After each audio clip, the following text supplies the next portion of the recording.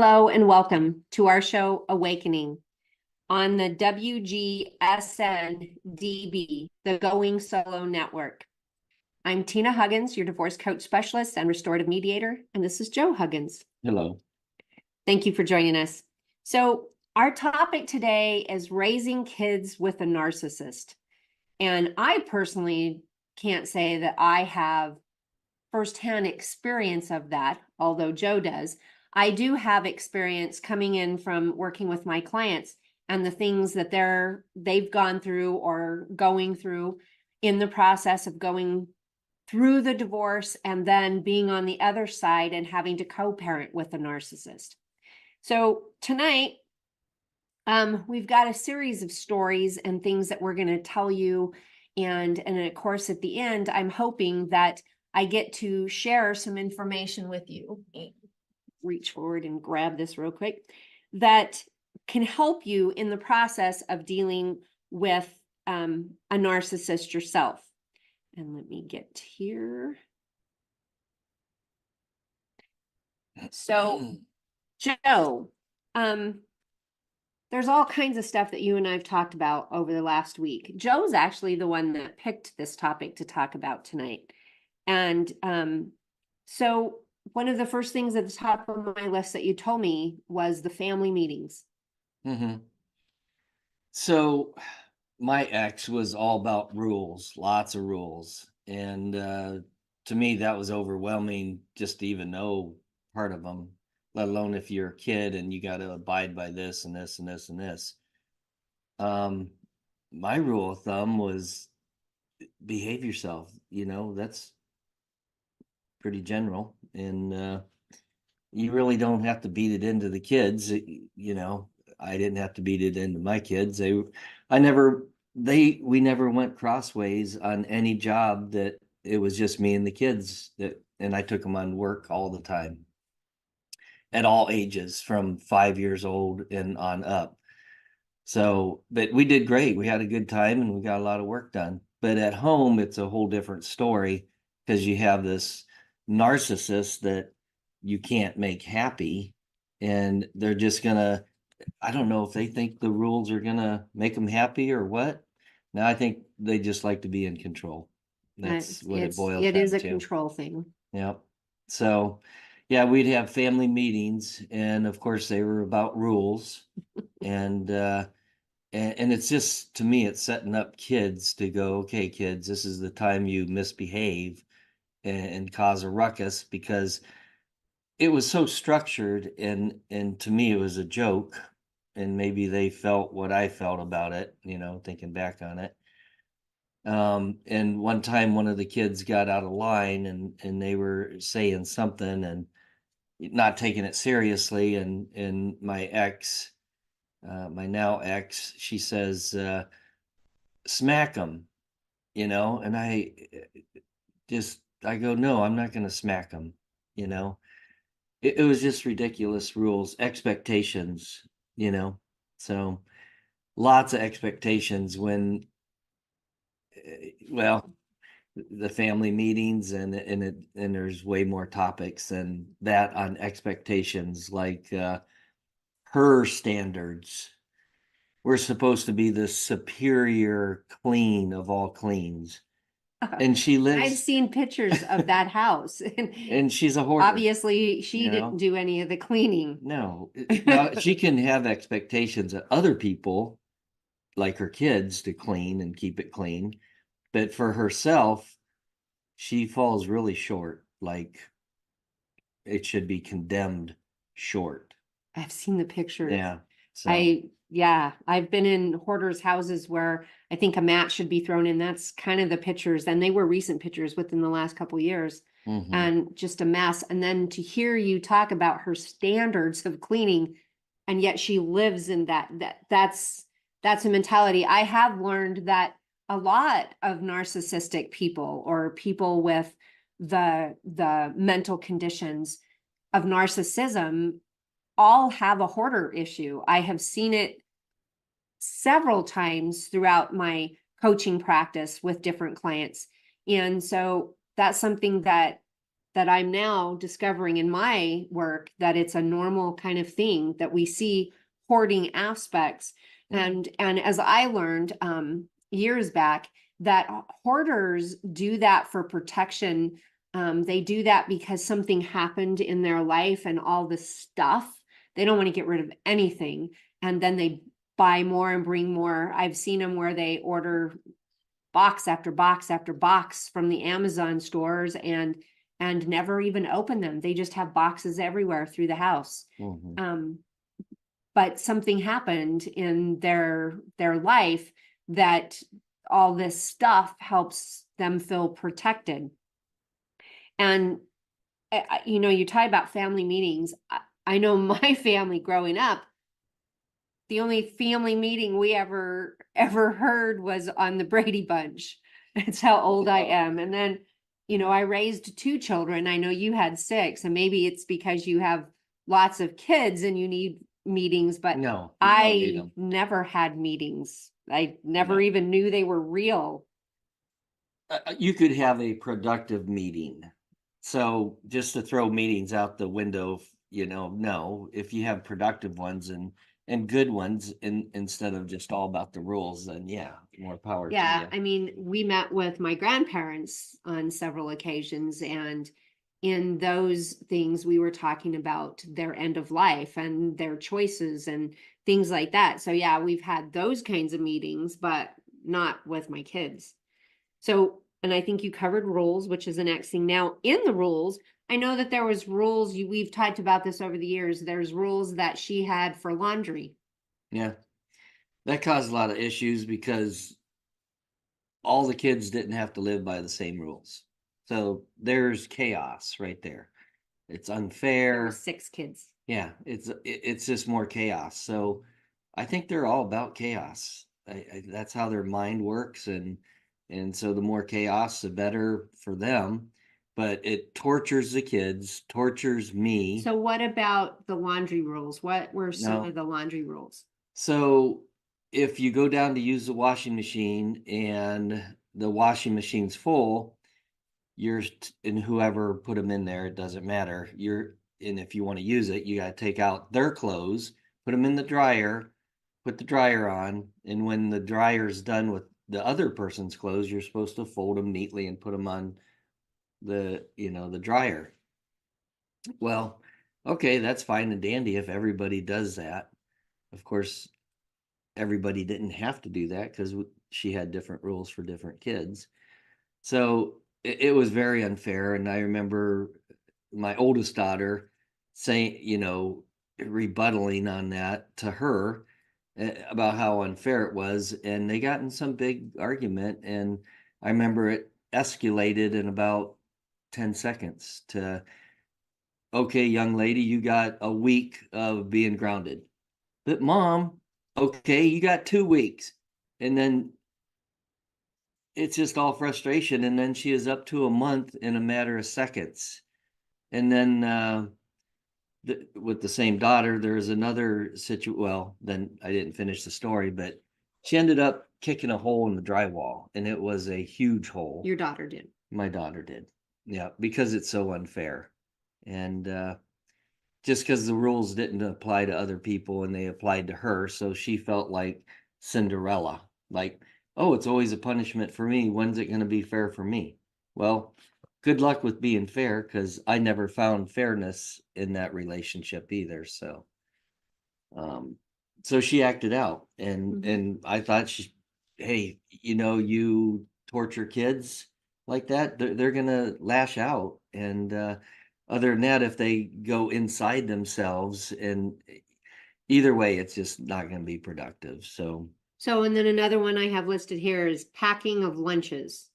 no, you've told me a story about that. So if one of the kids wanted to pack their own lunch, guess what? They had to pack 5 more lunches per rules, the X's rules. So none of the kids wanted to pack a total of 6 lunches, because that's hard to do. But if one kid wants to pack their own lunch, let them pack their own lunch. But the X had the rule that you pack your lunch, you're going to pack 5 more lunches. So So that didn't if go they over didn't good. pack their lunch, then who packed it for them?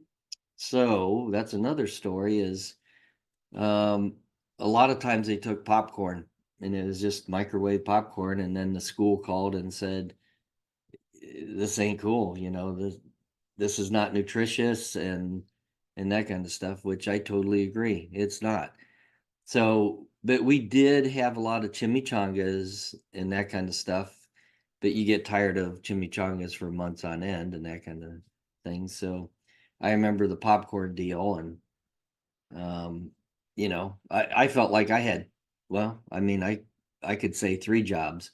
One is trying to keep the kids in order and having them do work when they're at home, because I don't know what she did when I was gone working and she was a stay-at-home person. Um, I don't know. I think she was on the computer all day, honestly. Well, The house was a wreck.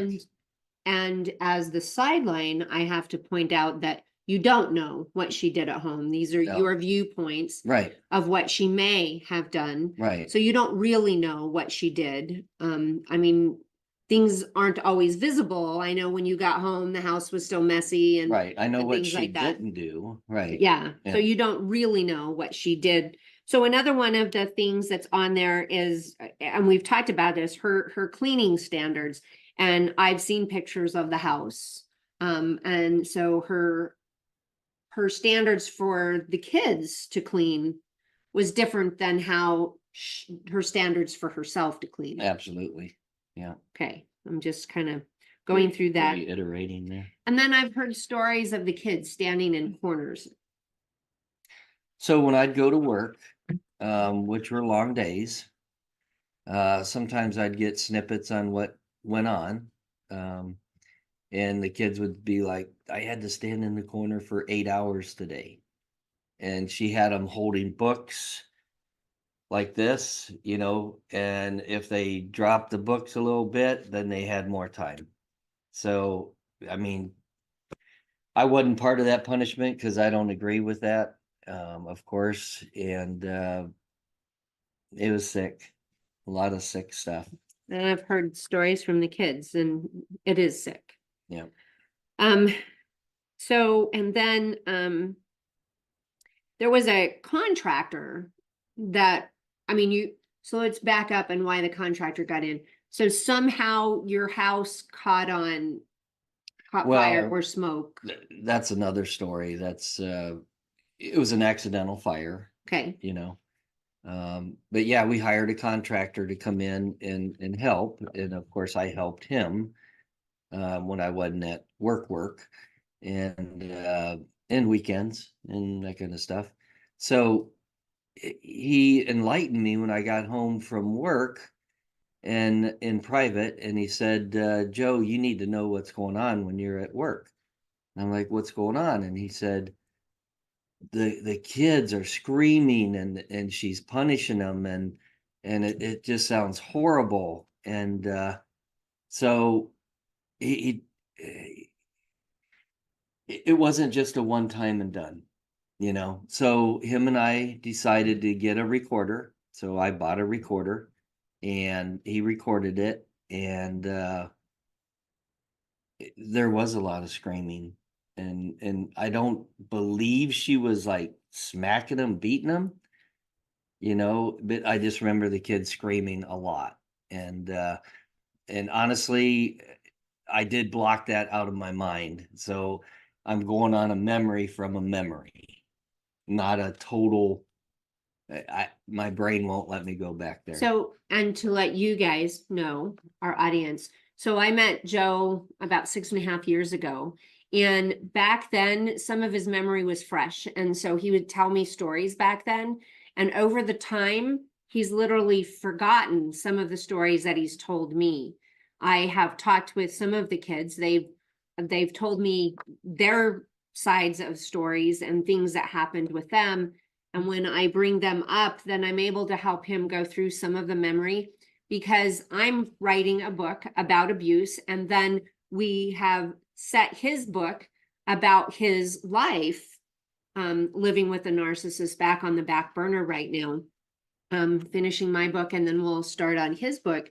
But it'll be important for him to retell these stories. And so over time, I've tried to help him. But I can tell you, through my episodes in my life, through the things that I've been through, and I'm not just talking in my marriage, I'm talking when I was younger, that some of those things has caused me to have lapse of memory, great lapse of memory, to the point that when I finally got out of my marriage, my oldest son said, "My God, Mom, it took you forever. You should have got out a long time ago." And he recounted fight after fight after fight. I didn't know that we were fighting that much. So back to your stories. And so the contractor recorded things, you have that recording. So you had that, and you didn't choose to follow suit with that. And from communication with you, it was because you were afraid of losing the kids and then not being Right. there to be the buffer, which is my next prompt here is you felt like you were in the middle of everything. Well, I had a severe fear of losing my kids because somehow social services was called. They came out to the house, so they had come out like once or twice a week, meet with the kids, play with the kids, get a feel for what's going on. And they did this for, I don't know, like a summer or something. And after a while, they drop your case if they think you're not a high liability. So that's what happened. And I don't know if it was a family member or a friend that reported us. And when I say us, it was from your her, family. it was from her actions, you know.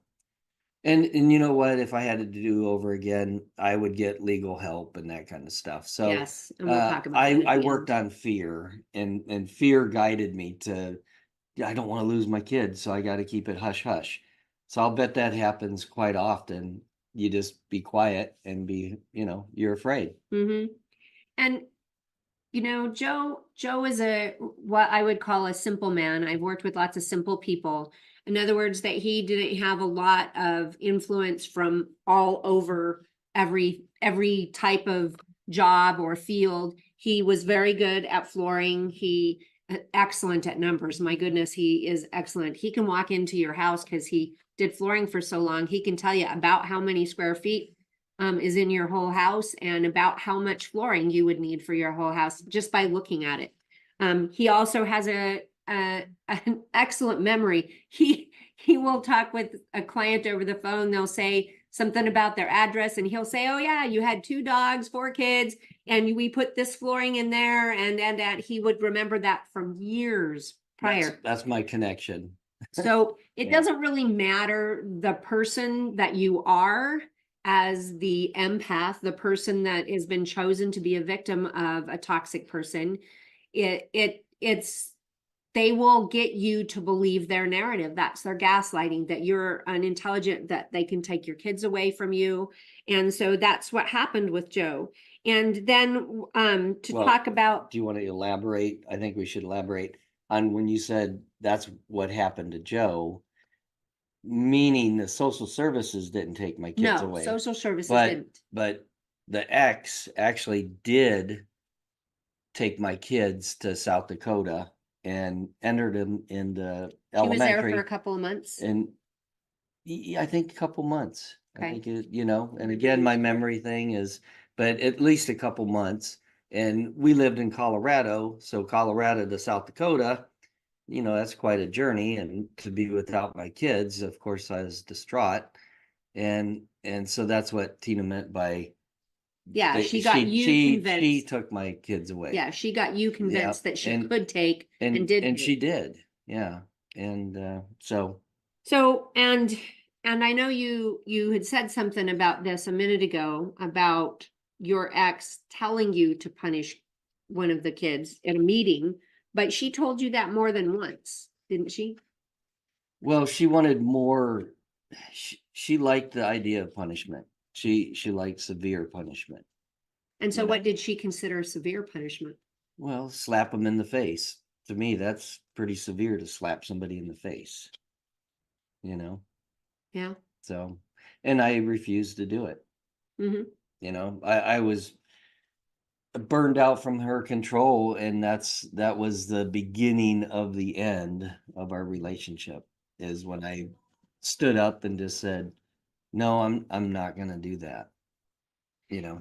And another one of our prompts here is about the kids being told to clean up their room. This is going back to the way that she believed they should clean and then cleaning the room. So Well, so when one of the people are a hoarder, the mom or the dad, in this situation it was the mom. She was a hoarder, so she didn't let the kids throw away stuff. So how do you clean your room with all this garbage? So actually, you become a pretty good sneak. If you want to survive, you got to sneak. So we would sneak, and this is with the kids' help too, because we tried to survive. We needed to survive. So we would, put stuff in garbage bags and sneak them out the door, put them in the garbage trailer. And I remember one time I had the trailer like half full, and I was going to the landfill, and the ex runs out the house, the front door, when I'm going down the driveway to look in the trailer to see what I'm throwing away. That's how attached they are of junk. And so, but anyways, with my kids, their whole room would be, I swear, 6 inches deep and all wall to wall of crap, whatever, so I'm assuming garbage, crap is their toys, toys, old toys, clothes. broken stuff, pieces of parts of this, that, and the other. Was there actual trash? Oh, there is actual Was trash. there food? Some food. And Yeah. so she she was okay with the food and the trash being in the room? Well, that we could throw away, Okay. the food. And so to make it less overwhelming for the kids, because sometimes we'd have 2 or 3 kids in one room before the remodel, I'd make a 2 or 3 piles. Then they could go. I go, okay, you get this pile, you get this pile, and you get this pile, and then it was less overwhelming instead of looking at a whole room going, where do Do you I start? Yeah.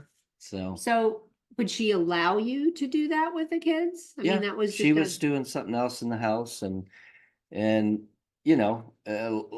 make them their piles, and then I'd get the newspaper and lay on the bed and read the newspaper while the kids were sorting through the piles. yeah. And then we talked about the rules again, and there was a story about one of the kids at Christmas time not being allowed to watch the movie with the rest of the siblings. Why was that? So it was a minor violation, whatever one of my sons did. I don't remember, and it wasn't a big deal. But he lost by his mom said, "You don't have movie privileges." Well, this is Christmas time. This is family movie night for the Christmas. This comes around once a year. And so here's where the sneak part comes in, is I left the door to the kitchenette in the basement open so my son could watch from outside in the wintertime. Sorry. And he was in a window well watching the Christmas program through the door I left open. And to him, that was better than missing the movie. And it's sad, That is so very sad. sad. So, and I know that your ex had trouble with your second son. And so there was a calf story, a story about a baby cow, a calf story. So Right. what happened with that? So if he is here, he could fill you in on the details. I know from the outside because I was at work quite often. But there was he bought a calf. It was at the house, and my ex did not want the calf there. So she took the calf, put a sign on the calf, and it had my son's name and his phone number. And she let the calf out the front door, or out the front yard, and animal control came by, picked it up, took it to the livestock commission, which they sell animals, and said, your animal is out here. And so he did not, he, he sold, actually what he did, I couldn't remember, it's a little foggy, but he went and picked up, I went with him, we picked up the calves, plural, and then we sold them independently instead of the livestock commission out there. So I did help him with that. I did even help him get the calves. I mean, he wanted calves, so he found them. I went and helped him get them. I'm a promoter of fun things like that, but she's a buzzkill. Okay, and then this story, this one as a mom sickened me.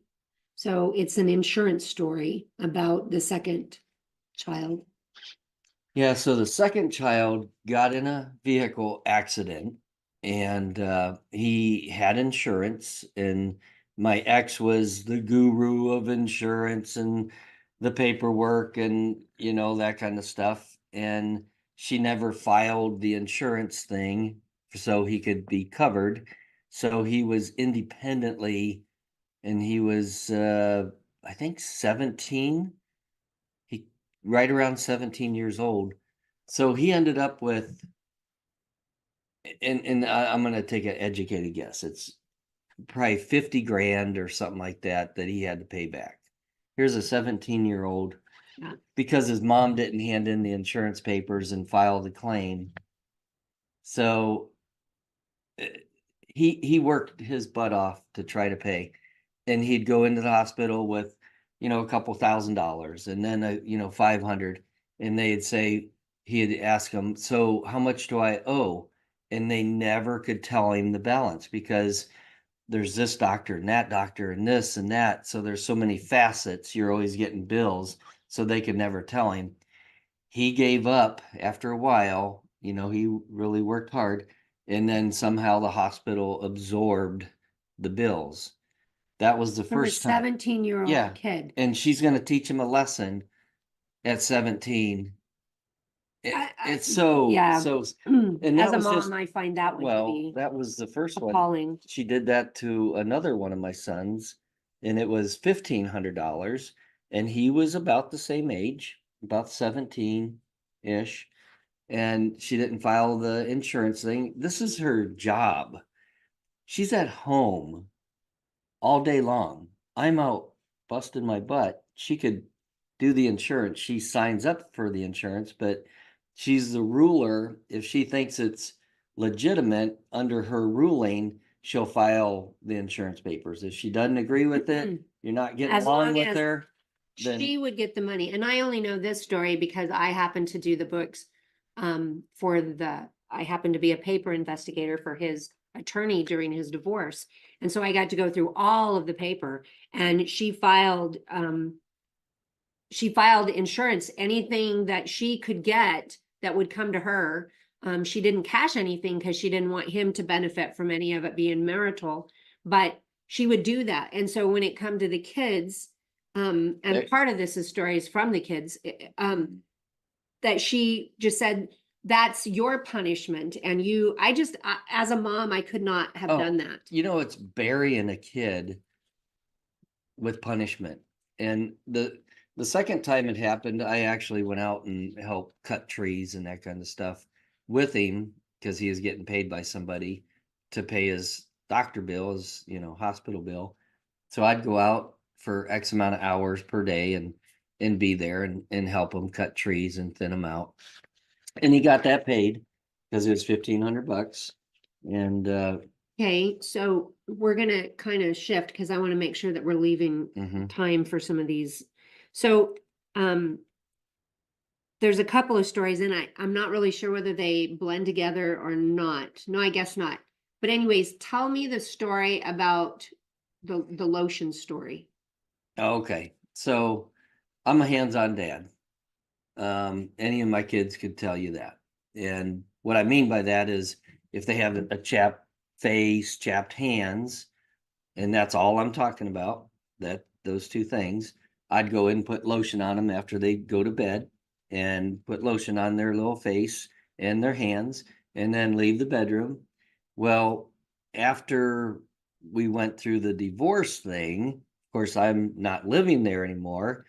And I'll just say she has more control over the girls without me there. Mhm. So she tried to twist their minds into going to them, don't you remember your dad coming in the bedroom with lotion and putting it all over your body? And they'd say, no, he didn't. And thank God they were smart enough and strong-willed enough to say, no, he didn't. But, she tried to, if they would have said, yeah, they remember that, somehow through the twisting of it, I could be in jail. Yeah, and then this one I had a hard time wrapping my head around. So the rape story. Okay. So,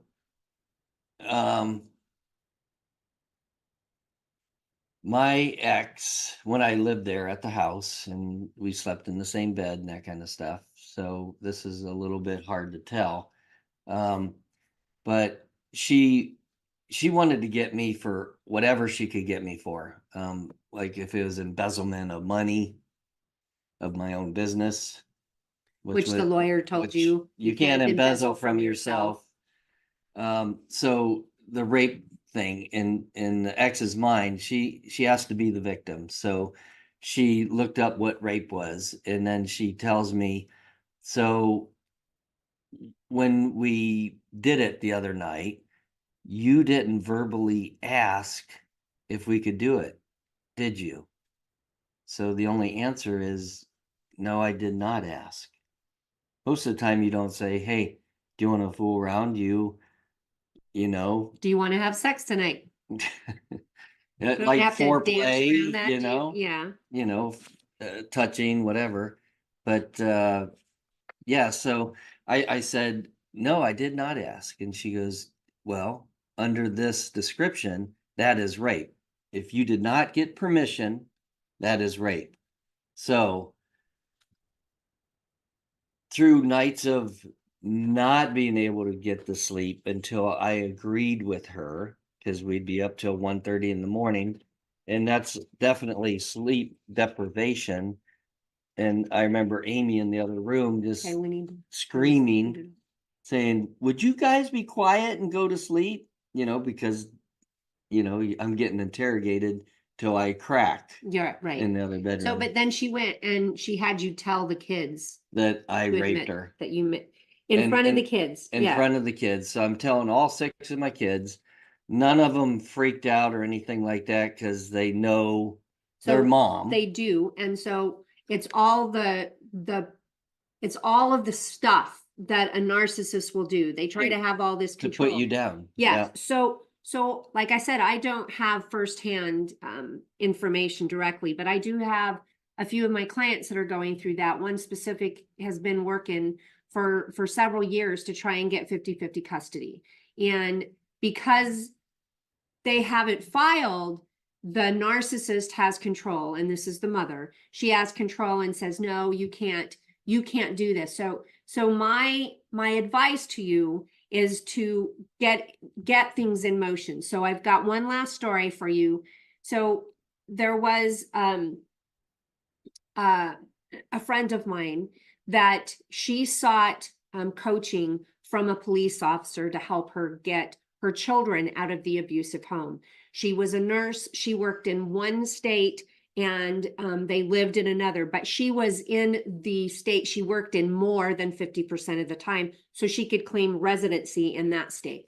So a judge got involved, a police officer got involved, and this took months of setting into motion where she had to allow the abuse to happen to her children while she recorded.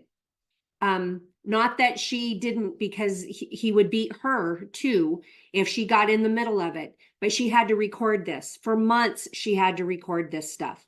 And then finally, she was able to take it to court before she left. Then she set things in motion, the exit plan. Now she has a police officer involved. She has a judge involved. Everything was set in motion months earlier. They already have all the charges ready to be filed. Everything is going to happen the day of the exit. There was a class going on that the father took the kids to, and they were all there at the class. She packed up her belongings, the kids' belongings, and then she had already pre-warned the instructors or teachers of the class that she would be by to pick up the kids to keep him company. And so she went, picked up the kids, and about the point that he was wondering where the kids were, he was arrested. Everything happened in order to get this motion in position so that she could leave. She went to the next state because that was the state she was living in. That also was a state that had better protection for her and the children. So the divorce was filed in the state that she was legally allowed to live in. So my point with you is that it's important for you to get out of the abuse for you, but it's very important for you to get out of the abuse for your children. So it's important that you document everything. If you can, record things. I know his ex had made hundreds of thousands of recordings. I know I have a handful of those recordings actually in my possession because he brought them from the home when he left. So make those recordings, get those recordings, and take pictures of everything. When you document, you want the names of the people involved, the time of day, the date that it was involved, where it was.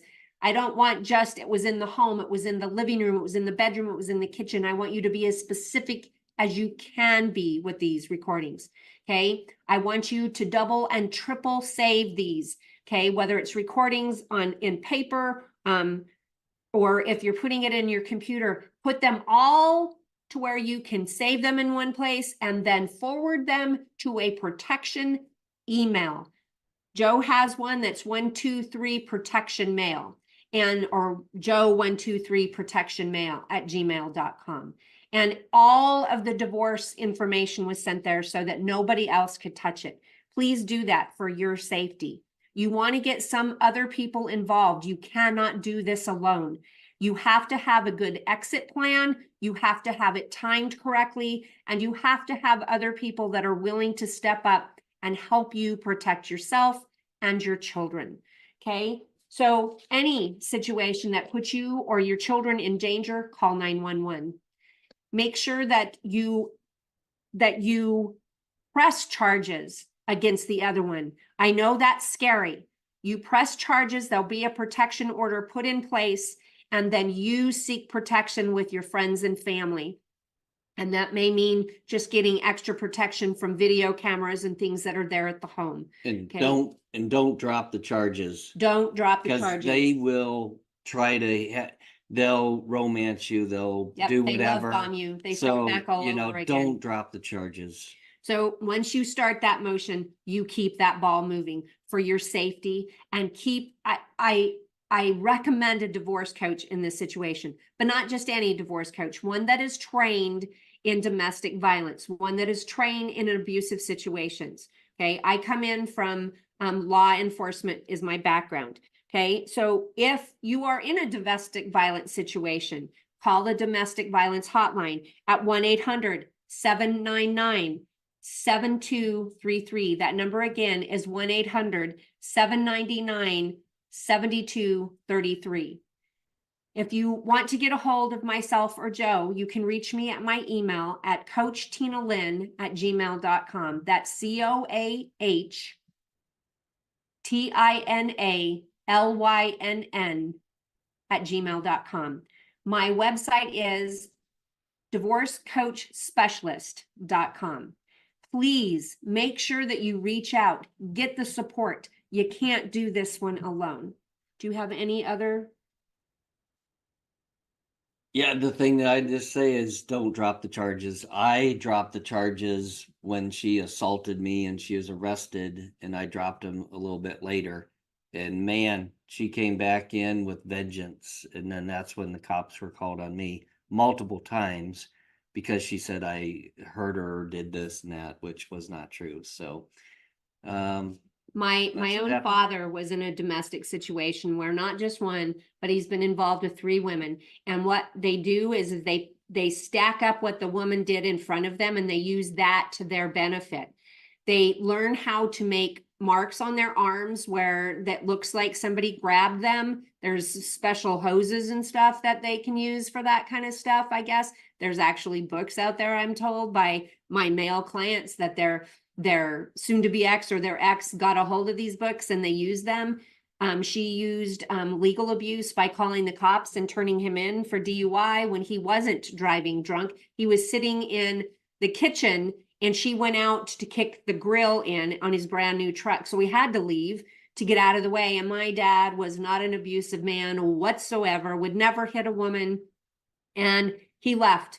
That leaving ended up getting him put in jail because she lied to the police officers, and he wouldn't press charges against her. And like Joe says, you got to. And once you start that ball rolling, just plug your nose and keep diving deeper and deeper and deeper. You're going to get out of this, but get support. You can't do it alone. Please get support. Right. Anything else? Nope, I think that's it. Okay, well, until the next time, we wish you well. And again, please seek support. Good night. Thank you.